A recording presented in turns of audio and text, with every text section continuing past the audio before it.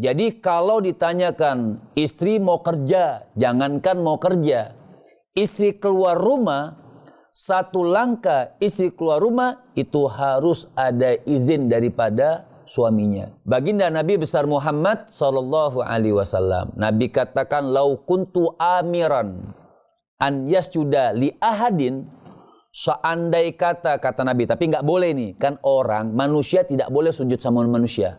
Manusia tidak boleh sujud sama manusia. Tapi seandainya kalaupun boleh, Nabi SAW mengatakan, seandainya aku memerintahkan seseorang untuk sujud kepada seseorang, niscaya akan aku perintahkan seorang istri untuk sujud kepada suaminya, karena begitu besar haknya suami tersebut. Dan semua ketaatan itu tidak boleh urusan maksiat. Jadi la ta'ata li makhlukin fi maksiatil khaliq. Tidak boleh kita taat kepada makhluk manusia, siapapun mereka, mau itu ayah kita, mau itu ibu kita, mau itu suami kita tidak boleh taat fi maksiatil khaliq, dalam urusan kemaksiatan kepada Allah Subhanahu wa taala. Kamu nanya, Ustaz jawab. Dipersembahkan oleh CDA, ikan olahan bermutu. Assalamualaikum warahmatullahi wabarakatuh. Waalaikumsalam warahmatullahi wabarakatuh. Masya Allah, gimana puasanya, udah yang batal belum? Belum. Udah ada yang batal belum? Belum. Masa perempuan gak batal? Kan ada libur 7 hari. Oh, belum sampai, oke, gak masalah. Ini libur juga 7 hari? Oh, enggak.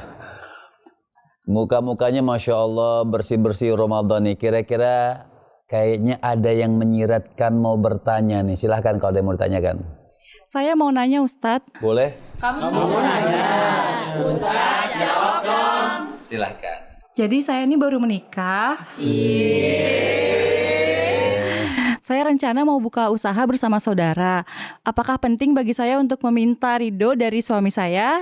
Oh, artinya istri mau kerja atau usaha harus minta izin sama suami atau tidak? Baik.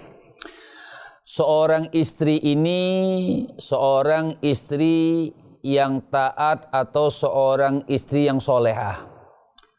Dikatakan oleh baginda Nabi besar Muhammad sallallahu alaihi wasallam, artinya idza sallatil mar'a khamsaha wa shamat syahraha wa ata'at zaujaha, qila laha udkhulil jannah bi abwabil jannati syi'ti.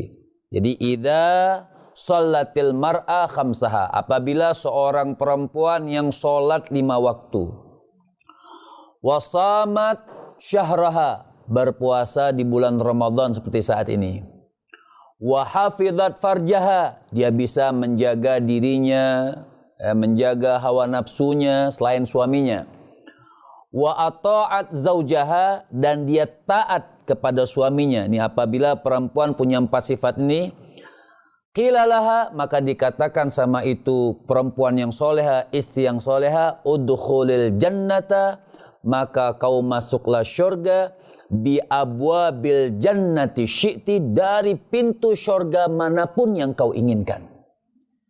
Jadi kalau ditanyakan istri mau kerja, jangankan mau kerja, istri keluar rumah, satu langkah istri keluar rumah itu harus ada izin daripada suaminya. Atau jangankan keluar rumah, istri mau puasa, ingat, tapi puasa sunnah. Kalau puasa wajib itu tidak perlu izin. Puasa sunnah, besok mau puasa Senin Kemis, mau Senin, mau Kamis, mau Senin, mau Kamis, puasa sunnah. Haruskah izin sama suaminya? Seorang istri yang puasa sunnah tidak izin kepada suaminya, haram hukumnya. Karena seorang perempuan harus izin kepada suaminya. Cuma gini, masalah kerja, ini ada perbedaan di antara ilmu fiqih. Contoh, ada seorang istri yang sudah ada kerjaan, yang sudah ada dagangan sebelum menikah. ada seorang istri yang baru mau berdagang setelah menikah. Nah, ini berbeda hukum. Kalau pertama yang setelah menikah maka wajib. Apabila seorang istri dia sudah kerja dan calon suaminya dia tahu kerja atau sudah dagang, suaminya tahu dia sudah dagang sebelum menikah, kemudian menikah, maka seorang istri itu tidak butuh izin lagi untuk meneruskan kerjaannya, untuk meneruskan dagangannya. Kecuali ada perjanjian, kamu mau atau tidak menikah sama saya, tapi nafkah semua saya yang tanggung, kamu tidak usah dagang, kamu tidak usah kerja. Apabila itu perempuan ridho, tidak masalah. Tapi kalau sudah menikah, baru mau kerja. Kalau sudah menikah, baru mau kerja atau baru mau buka usaha, maka wajib izin dengan suaminya. Baik itu uangnya sendiri, wajib dia izin dengan suaminya. Kecuali kapan, walaupun sudah menikah, tidak wajib izin apabila keadaan ekonomi betul-betul mendesak. Suami betul-betul sudah tidak bisa lagi menghasilkan uang. Kalau dia tidak kerja, maka anaknya kelaparan. Maka boleh si istri untuk mencari makan buat dirinya dan anaknya hanya sekedar untuk menambal perut anak dan istrinya. Paham maksudnya? Jadi kalau ditanyakan tadi, kan masih baru pengantin, baru mau lama. Ya kan pengantin baru mau lama nanti kan gitu. Artinya izin atau tidak, maka wajib seorang istri yang soleha untuk izin kepada suaminya. Karena begitu besar hak seorang suami, hak istri terhadap suami. Bahkan begini, baginda Nabi besar Muhammad sallallahu alaihi wasallam, Nabi katakan, lau kuntu amiran an yasjuda li ahadin, seandai kata Nabi, tapi nggak boleh nih, kan orang, manusia tidak boleh sujud sama manusia. Manusia tidak boleh sujud sama manusia.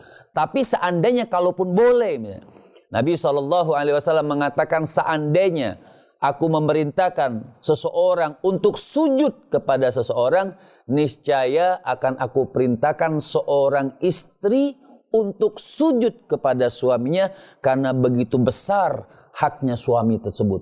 Jadi memang seorang istri itu harus taat kepada suaminya. Tapi ada catatan, suami juga tidak boleh otoriter. Oh, saya kan laki-laki, saya pimpinan daripada perempuan. Mengaturnya seenak ya, bisa jidat bisa perut lah bahasanya. Ada yang bilang seenak jidatnya, ada yang bilang seenak perutnya. Dan semua ketaatan itu tidak boleh urusan maksiat.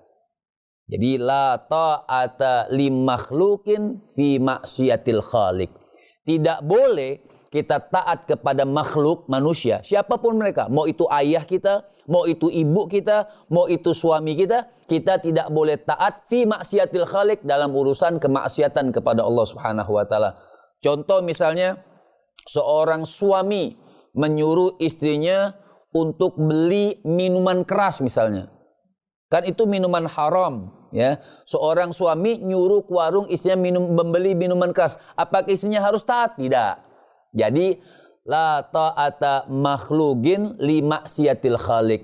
Siapapun tidak boleh taat kepada makhluk untuk maksiat kepada khalik. Khalik itu Allah Subhanahu wa taala. Jadi sebenarnya membentuk rumah tangga yang sakinah, rumah tangga yang penuh dengan kebaikan, ayat-ayat Allah Subhanahu wa taala sebenarnya saling mengerti. Apabila suami sudah mampu, artinya istri tidak butuh bekerja, sudah tidak masalah. Artinya kita qanaah, merasa cukup apa yang diberikan rezeki oleh Allah Subhanahu wa taala melalui suami kita. Dan istri yang baik, apapun yang dia lakukan harus atas izin suaminya. Nah, mudah-mudahan kita semua Allah jadikan rumah tangga kita nih yang masih jomblo-jomblo, mudah-mudahan cepat laku ini. Ya. Nah, artinya mudah-mudahan menjadi rumah tangga yang sakinah, mawaddah, warahmah. Sebentar lagi adzan. Nah, mudah-mudahan adzan nanti kita berbuka dengan niat yang bagus dan juga sekalian kita bersama-sama baca doa. Sama-sama kita baca doa.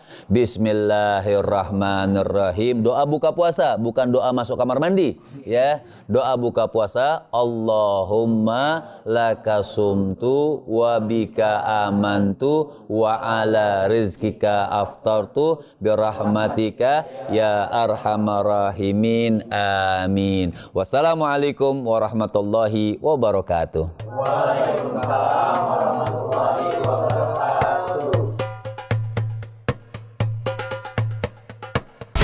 Kamu nanya, Ustaz jawab. Dipersembahkan oleh CDA, ikan olahan bermutu. Hai, jumpa lagi bersama saya, Chef Billy Kalangi, dalam kreasi resep CDA menu Ramadan. Langsung aja kita akan membuat resep Timblo Solo crab stick ala CDA. Minyak sudah panas, sekarang saya akan masukkan bumbu halusnya.